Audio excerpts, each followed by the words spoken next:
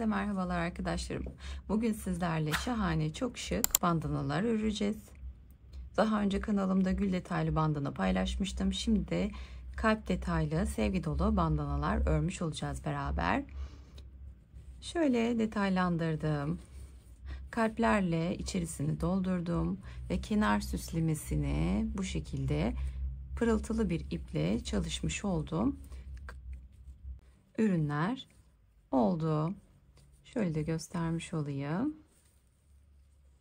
Sizler de keyif alarak zevkle öreceksiniz. Bir çırpıda örüp bitirebiliyorsunuz ve keyifli kullanabiliyorsunuz. Bu bandanaları isterseniz uzatıp şal olarak kullanabilirsiniz. Koltuk şalı tercih edebilirsiniz. Kendiniz de aksesuar olarak tercih edebilirsiniz. Fular olarak kullanabilirsiniz. Çantalarınıza süsleme olarak kullanabilirsiniz. Birçok alanda değerlendirebileceğiniz bir ürün açıkçası. Anne kız kombinlerinde doğum günü hediyesi olarak, anneler günü hediyesi olarak, sevgililer günü hediyesi olarak, kendinize bir armağan olarak örebileceğiniz veya da sevdiklerinize seni düşündüm demek için üretebileceğiniz bir parça. Ürün özelliklerini de bir görelim. Ölçülere geçmeden önce kanalıma hala abone değilseniz ücretsiz abone olabileceğinizi hatırlatmak istiyorum. Videomu beğenmeyi ve yorum yapmayı unutmayın. Yorumlarınızı keyifle okuyorum. Sorularınız varsa da görür görmez cevaplıyorum. Ayrıca kanalıma katıl butonundan abone olarak kanal özelliklerinden de ayrıcalıklarından da faydalanabilirsiniz. Hadi gelin ölçülerine bakalım.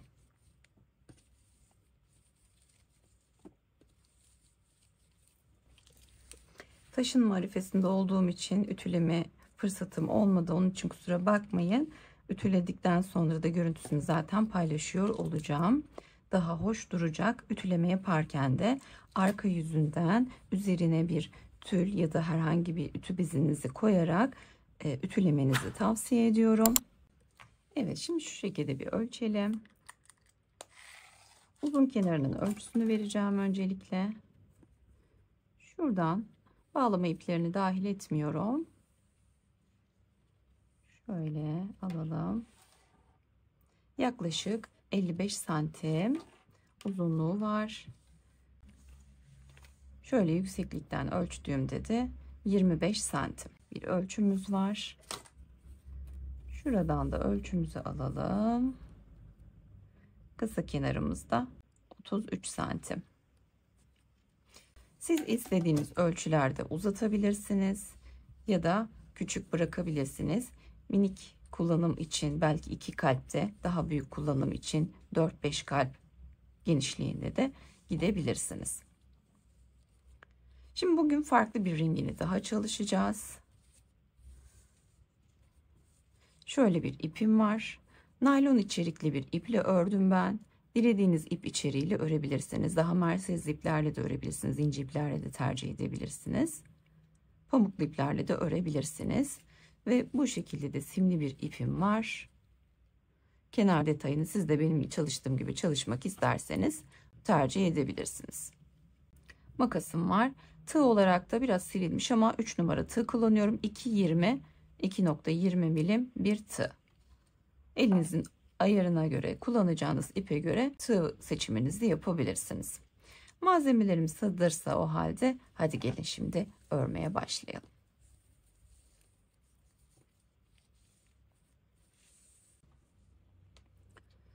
Şimdi zincir çekerek başlıyorum. Tığımı bu şekilde şöyle alıyorum, çeviriyorum ve bir kilitleme yapıyorum.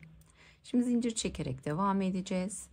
1, 2, 3, 4, 5 ve 6 zincir çekiyorum.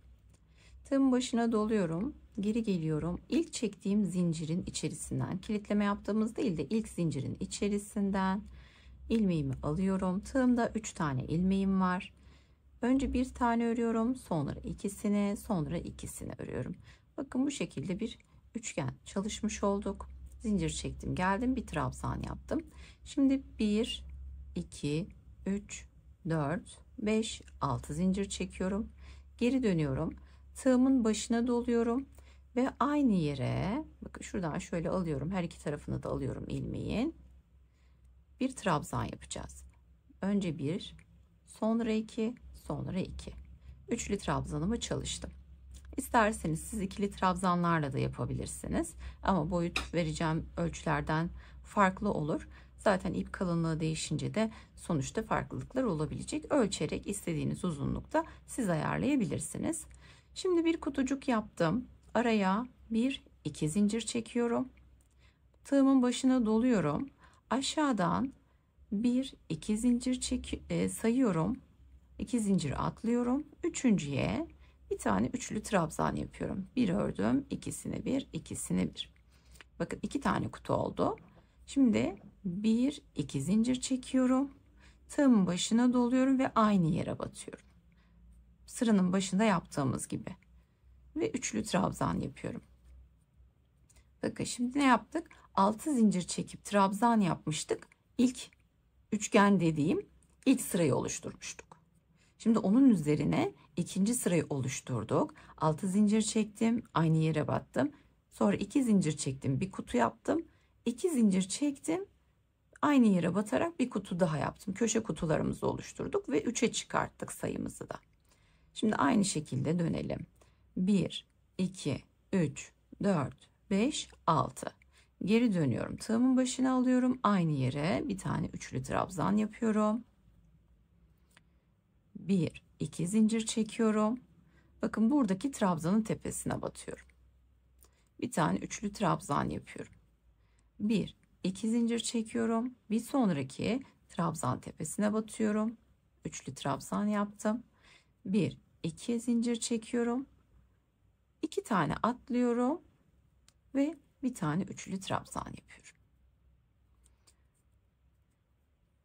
1-2 zincir çekiyorum aynı yere. Bakın arttırmış da oluyoruz. Bir tane üçlü trabzan çalışıyorum. Şimdi şöyle bir tekrar görelim. Alttaki minik üçgenimiz. Üzerinde 3 tane karemiz, kutumuz. 1, 2, 3, 4, 5. Bir üst sırada 5 oldu. Şimdi bunu tekrar devam ettirelim. Nereye kadar devam ettireceğiz onu göreceğiz. Sonra da modeli kuracağız. 3, 4, 5, 6 zincir geri döndüm. Aynı yere battım. Bir tane üçlü trabzan ördüm. 1, 2 zincir. Diğer trabzanın tepesine bir üçlü trabzan. 1, 2 zincir. Bakın artık trabzanların tepesine batarak kutuları yapıyorum. Alt sıralarda olduğu gibi tabi her sırada artarak devam ediyor. Ara kutularımızın sayıları da artmış oluyor. Aralarda hep 2 zincir çekiyoruz. Şu kenarlardakileri yaparken sıkışıklık oluyorsa ilmeklerinizi birazcık bol çekin. Sıkışmasın, yani şöyle daralmasın. Bakın burada çok dikkat edin. Dikkat dağınıklığı olduğu zaman geri dönebiliyoruz. Burada eksik kalıyor. Buraya bir tane daha yapacağım. 2 zincir çekiyorum aynı yere. Üçlü trabzan yapıyorum. O köşeleri unutmayın. Çünkü bu şekilde üçgen şeklinde artarak gitmesi gerekiyor. Şimdi 1, 2, 3, 4, 5, 6, 7 tane kutucuğumuz oldu. Bir üst sıraya geçiyoruz ve burada modeli kuracağız. 1, 2, 3, 4, 5, 6 zincir çektim. Geri döndüm. Üçlü trabzanımı yaptım. Köşeyi oluşturdum. Hemen yanındaki kutuyu çalışıyorum. Ve yanındaki kutuyu çalışıyorum. 1, 2, 3, 4 tane kutumuz olacak şimdi. Bakın 4 tane oldu köşeyle beraber. Burada tam ortadaki kutunun içerisini dolduruyorum. 2 tane üçlü trabzan yaptım. Bir tane burada çalışmıştık. 2 tane ortaya yaptık. Bir de tepesine yapıyoruz. Toplamda 4 tane doldurmuş oluyoruz. 1, 2 zincir çekiyorum. Bir kutu yapıyorum. 1, 2 zincir çekiyorum. İkinci kutuyu yapıyorum. 1, 2 zincir çekiyorum. Üçüncü kutuyu yapıyorum ve 1, 2 zincir çekiyorum. Aynı yere batıyorum. Dördüncü kutuyu yapıyorum. Bakın. Şimdi kalbin tam alt köşesini yapmış olduk, çalıştık. Sağında ve solunda 4'er tane kutumuz var. 1, 2, 3, 4, 5, 6 zincir çekiyorum. Köşeyi yapmak için aynı yere batıyorum.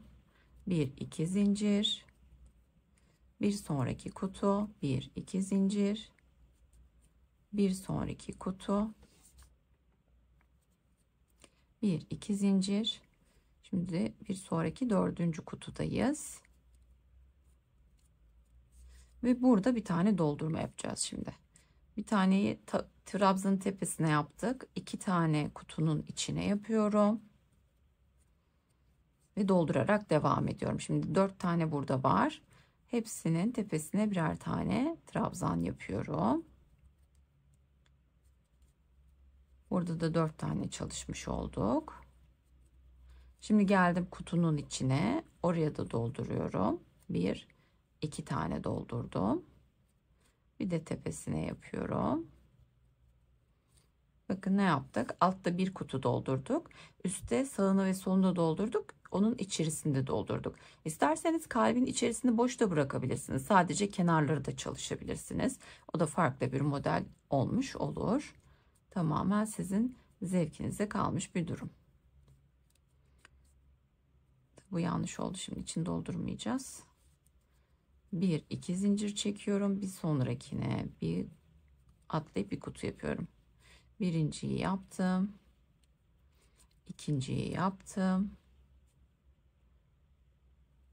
Üçüncüyü yaptım. 1 2 zincir, aynı yere batıyorum ve dördüncüyü yapıyorum. Bu kalp çalışmasını beraber yapalım. 6. Sonrası için nasıl ilerleyeceğinizi anlatacağım. Aynı teknikle devam edecek. Şimdi kutuları tekrar yapmaya devam ediyorum. Ta ki dolum yaptığımız kutunun yanına kadar. Bakın geldik. 1 2 3 4 tane yaptık. Hemen bir yanındaki boşluğu dolduruyorum. Şimdi bütün trabzanların tepesini dolduruyorum. 1 2 3 4 5 6 7 8 9 ve 10. Şimdi buradaki yan kutuyu dolduruyoruz. Bunları da yine dikkatli yapmanızı öneririm. Atladığınız zaman motifte bozulma oluyor ve sökmek zorunda kalıyorsunuz. Deneyimledim açıkçası. Şimdi kutuları yapalım. İkinciyi yaptık. Atlıyorum 2 tane. Üçüncüyü yapıyorum. Ve 1 2 aynı yere batıyorum. Dördüncüyü yapıyorum. Bakın. Şöyle bir görmüş olalım.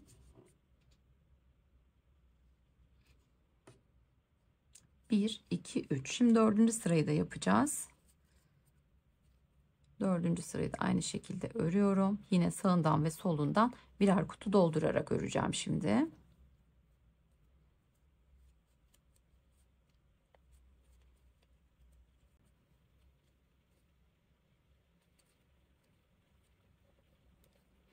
Evet, şimdi tamamladım. Bakın. 1 2 3 4. sıramızı da basamaklar halinde artarak devam etti. Hep bir sonrakine doldurduk. Şimdi bu sırada bu işlemi yapmayacağız. 2 3 4 5 6 zincirle yine dönüyorum. Aynı yere birinci kutum, bir sonrakinden ikinci kutu, bir sonrakinden üçüncü kutu, bir sonrakinden dördüncü kutu ve bu yan kısmı doldurmuyoruz bu sefer. Beşinci kutuyu da çalışıyorum. Şimdi dolu trabzanların üzerine yine doldurarak devam ediyorum. Başa kadar devam edeceğim.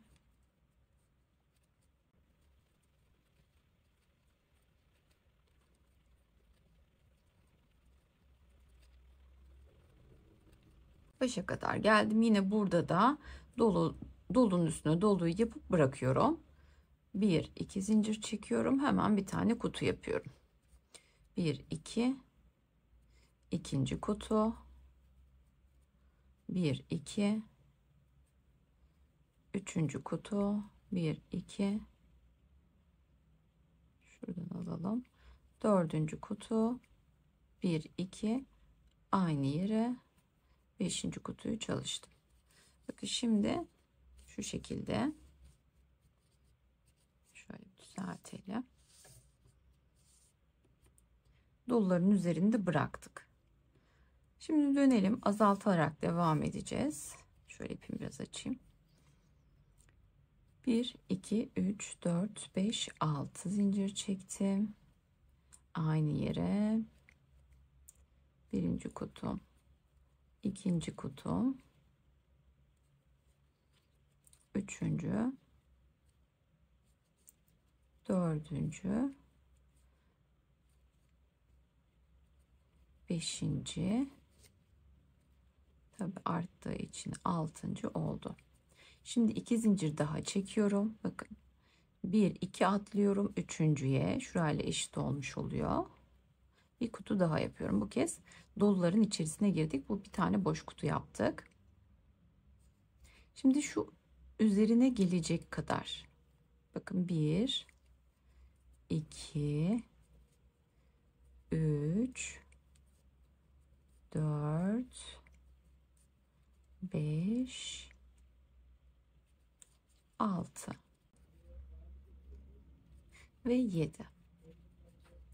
Bir tane kutu yaptım. 7 tane trabzan yaptım. 2 4 6 7.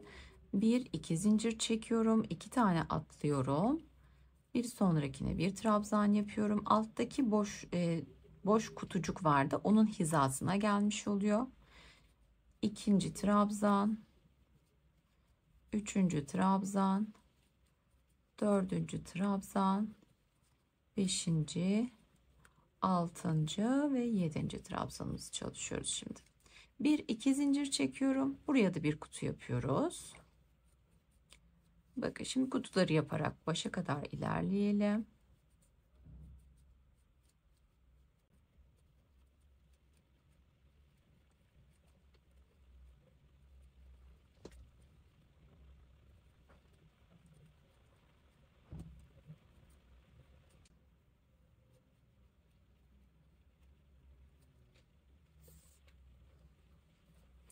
Başa kadar ilerledik. Bakın oluşturmuş olduk. Kalp detayı tamamen ortaya çıktı. Şöyle görünüyordur diye düşünüyorum. Şöyle de göstereyim. Bunu ütülediğiniz zaman düzelecek. Evet, bakın. Şimdi bir üst sırada 6 zincir çekiyorum. Aynı yine köşelerde arttırmamızı yaparak sadece kutuları yaparak devam edeceğiz. Buraya kadar ilerleyeyim. Kaç tane kutu yapacağız onu da göstereyim size. Evet, geldik. Şimdi 1 2 zincir çekiyorum. 1 2 atlıyorum. Bir sonrakine bir tane 1 2 zincir çekiyorum. 2 tane atlıyorum. Bir sonrakine. Bakın 7 tane trabzanımız vardı. Üzerine 2 tane kutu oluşturmuş olduk. 2 zincir çekiyorum. Bu kutunun üzerine de boş kutunun üzerine de boş kutu yapıyorum. Şimdi doluların üzerine kutuları yaparak devam ediyorum. Burada da yine 7 trabzan vardı. Şimdi 2 tane trabzan da onun üzerine de denk geldi. Başa kadar da yine kutuları tamamlıyoruz ve diğer kalpleri nerede kuracağız onları göstereceğim.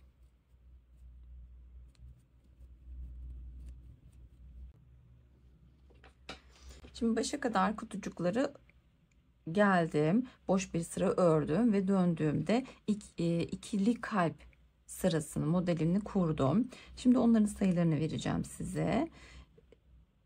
Bir sıra boş kutu ördükten sonra kaç tane kutu olmuş? 1 2 3 4 5 6 7 8 9 10 11 12 13 14 15 16 17 18 19 20 21 tane.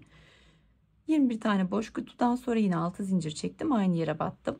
1 2 3 4 tane kutu yaptım. Yine burada kurarken de aynıydı. 4 tane kutu yapıp bir tane doldurmuştuk.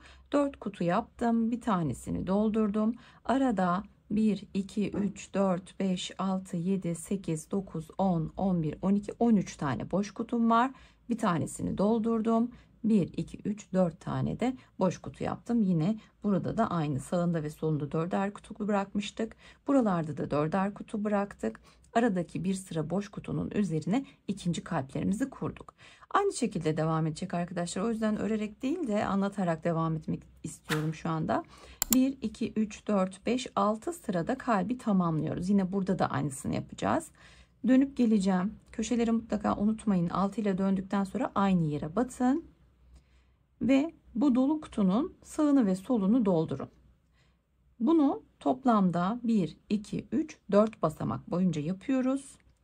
Bir sonrakini aynı sırayı örüyoruz, tekrar ediyoruz ve sonra basamakları azaltarak arada da bir boş kutu çalışarak kalbi tamamlıyoruz.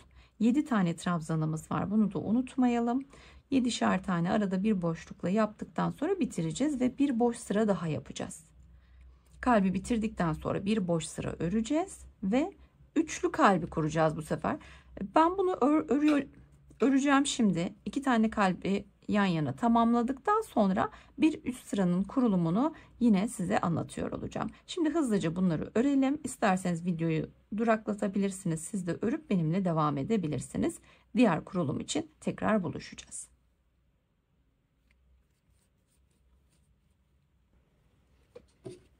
Evet, şimdi tamamladım, geldim. 2 tane kalbimiz de yan yana, bir tane ortada var, tam ortasına düşüyor, 2 tane yan yana ve bir sıra boş kutularımı ördükten sonra modeli yine kurdum. Bakın şimdi dolu kutudan önce 1, 2, 3, 4 tane boş kutum var. Burada da bir dolu kutum var, tam ortasına denk geliyor. Yine alttaki kalple aynı hizada olacak. 2 dolu kutunun arasında 13 tane boş kutum var. Sağında ve solunda 13'er tane. Burada da 13 tane boş kutum var. Bir tane dolu ve 1, 2, 3, 4 tane de boş kutum var. Bu şekilde modeli kurmuş olduk. Kalpler yana gelecek. Ortadakinin hizasına gelmiş olacak. Yine aynı mantıkla kalbi çalışacağız. Şöyle de şablonumu göstermiş olayım size. İsterseniz durdurup fotoğrafını da alabilirsiniz. Bu şablon da size yardımcı olacaktır. Şimdi 3 kalbi de yan yana çalışacağım aynı mantıkla. Ardından kenar kısmına nasıl öreceğiz? Kirpik detaylarına nasıl vereceğiz? Onları göreceğiz. Şimdi tamamlayalım. Ardından kaldığımız yerden devam edelim. Yan yana 3 kalbimizi de tamamlamış oldum. 1, 2 ve 3. Şimdi kenar kısmında ne yapacağız? Buna bakalım. Bitirdim. Son karemi yaptım. Şöyle bir zincir çekiyorum. Şöyle yan çeviriyorum. Yandan devam edeceğim. 1, bakın içinden alıyorum, ipimi çekiyorum, sık iğne yapıyorum. 2, 3. Bir sonrakine atlıyorum. 1, 2, 3. Bir sonrakine atlıyorum. 1, 2, 3. Bir sonraki 1, 2, 3. Bütün karelere 3'er tane sık iğne çalışıyorum. Şimdi köşeye kadar ilerliyorum. Köşede nasıl yapıyorum? Köşeleri nasıl yapmamız gerekecek? Onu söyleyeceğim size. Hemen hızlıca ilerliyorum.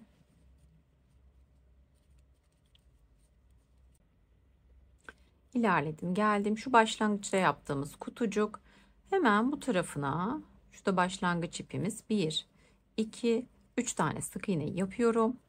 1, 2 zincir çekiyorum. Aynı yerden devam ediyorum. Bu ipi de içine alarak 1, 2, 3 tane sık iğnemizi yapalım. Şu ipimi çekiyorum, sıkıştırıyorum ve bakın şimdi bu kenardan şu kısa kenarı yaptım, geldim. Ve diğer kısa kenarı yapacağım. Şimdi yan kutucuğa atladım. 1, 2, 3. Bir yanına atladım. 1, 2, 3. Bakın hepsine 3'er tane sık iğne doldurarak ilerliyorum. Başlangıç noktamızı da bu şekilde yapmış olduk. Şimdi aynı sayılarla ilerliyorum. Burada da aynı köşeyi yapacağız. Geleceğim 3 sık iğne, 2 zincir çekeceğim, 3 sık iğne yapacağım içine ve devam edeceğim. Başladığımız yere gelmiş olacağız. Burada zaten 3 tane sık iğne yaptım. 3 sık iğne yapıp 2 zincir çekip buraya birleştireceğim ve kirpik yapımına başlayacağız. Şimdi bunları hızlıca yapalım ve devam edelim.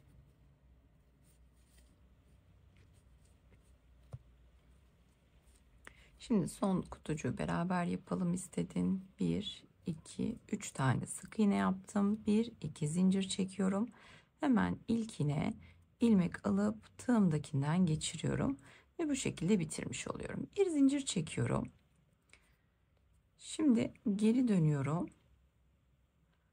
Şu yaptığımız 2 zincirli minik bir delik var. Oradan tekrar ilmek kaydırma yapıp zincirlerimi çekmeye başlayacağım.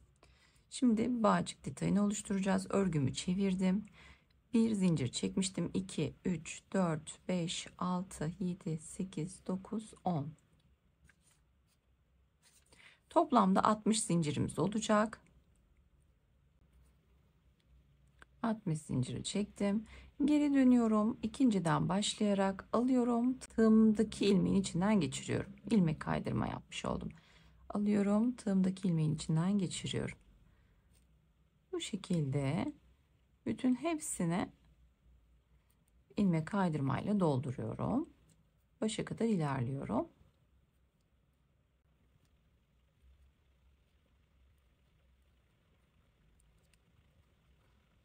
Tamamladım. İsterseniz siz daha uzun da çekebilirsiniz.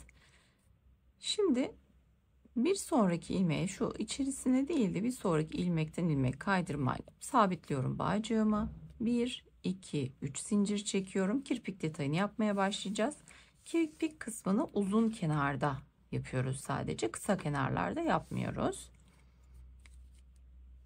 3 zincir çektikten sonra tığımın başına doluyorum. 1, 2, 3, 4 ilmek sayıyorum. Bir sonrakinden birini örüyorum, ikisini beraber örüyorum, ikisini beraber örüyorum. Bir tane üçlü trabzan yapıyorum. Araya zincir çekiyorum bir tane. Aynı yere bir tane daha üçlü trabzan çalışıyorum. Bir zincir çekiyorum. Aynı yere üçüncü üçlü trabzanımı çalışıyorum. Bir zincir çekiyorum. Aynı yere son dördüncü üçlü trabzanımı çalışıyorum. Şimdi bir tane 3 tane zincir çekiyorum. Tığımın başına dolamıyorum. 1, 2, 3, 4 sayıyorum. Bir sonrakine bir sık iğne ile birleştiriyorum. Bakın bir tanesinin detayını tamamladık. 3 zincir çektik. 4 tane üçlü trabzan yaptık. Aralarda birer zincirim var. 3 zincir çektim. 4 sık iğne atlayıp bir tane bunu sık iğne ile birleştirdim. Şimdi diğerine geçeceğim. 1, 2, 3 zincir çekiyorum. Tığımın başına doluyorum. Çünkü trabzanları yapacağım. 1, 2, 3, 4 tane sayıyorum. Bir sonrakine üçlü trabzanımı yapıyorum. Bakın yükseldim.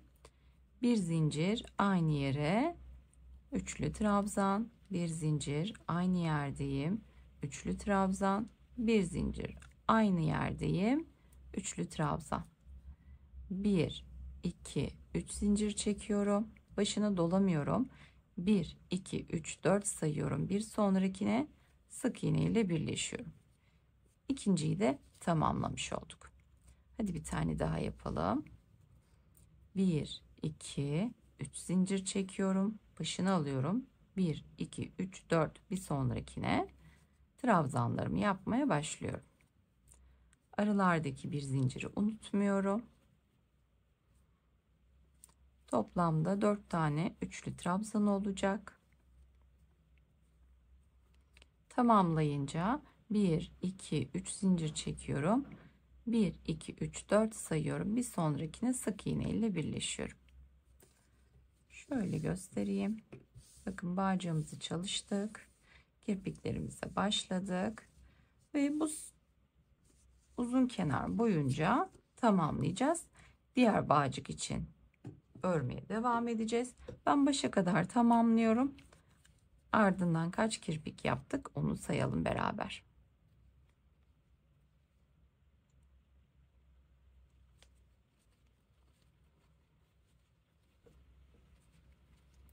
Kirpik detayları bitti.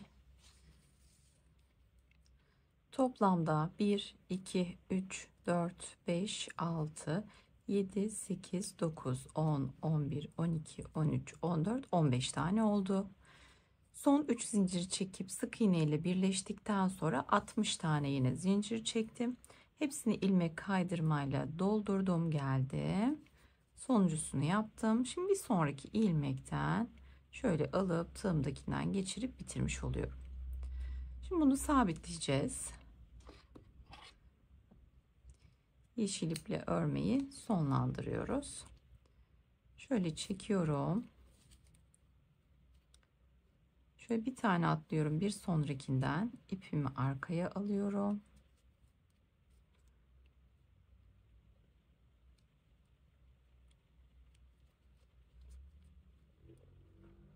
Sonra son ilmekten arkadan içeriye doğru geliyorum. İpin ucunu alıp çekiyorum. Şimdi bunu sabitleyelim buraya. Şöyle denk gelen bir ilmek alacağım. Şu şekilde bir sabitleme yapacağım.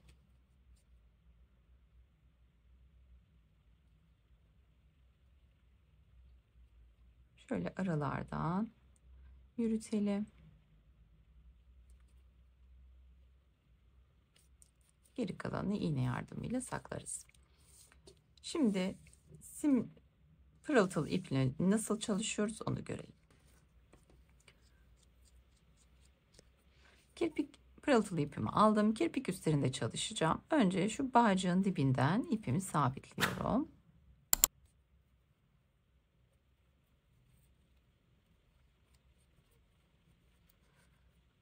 Buradan bir tane sık iğne yapıyorum. İpin ucunu saklayacağım daha sonra. 1, 2, 3 zincir çekiyorum. Bakın şu zincirimin üzerinden ilk trabzanımın üzerine bir tane sık iğne yapıyorum. 1, 2 zincir çekiyorum. Bir sonraki trabzanın tepesine atlıyorum. Bir sık iğne yapıyorum. 1, 2 zincir. Bir sonraki trabzanın tepesine sık iğne. 1, 2 zincir. Bir sonraki trabzanın tepesine 2 zincir. 1, 2, 3. Şu ortadaki sık iğnenin tepesine sık iğne ile birleştiriyorum. 1, 2, 3. İlk trabzanıma bir sık iğne ile birleştiriyorum. İpinizin kalınlığına, inceliğine göre bu zincirleri siz kendiniz belirleyebilirsiniz, ayarlayabilirsiniz. Değişebilir, sıkıntı yok. 2 tane zincir çektim trabzan tepesine. 2 zincir çektim trabzan tepesine. Sık iğne ile birleştiriyorum ben. Burayı da tamamlayalım beraber. Bütün trabzanların tepesine sabitledikten sonra 3 tane zincirimi çekiyorum ve ortadaki sık iğnenin tepesinden birleştiriyorum. 1, 2, 3 zincirle de bir sonraki sık iğnenin tepesine geçiyorum. Bu şekilde bütün kirpiklerin tepelerini doldurmuş olacağız. Başa kadar yapalım.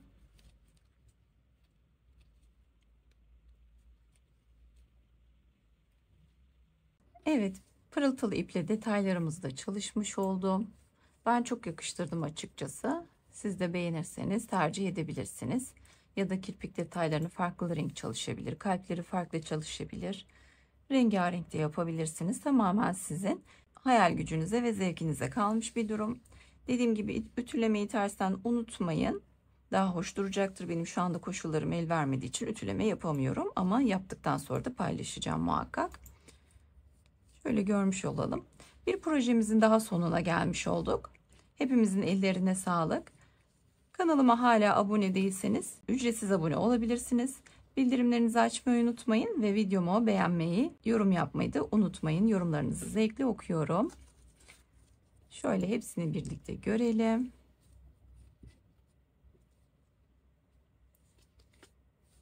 Örmeyi düşünüyor musunuz? Yoksa siz de benimle mi ördünüz? Muhakkak bana yazın. Bir sonraki projede görüşmek üzere. Hoşça kalın.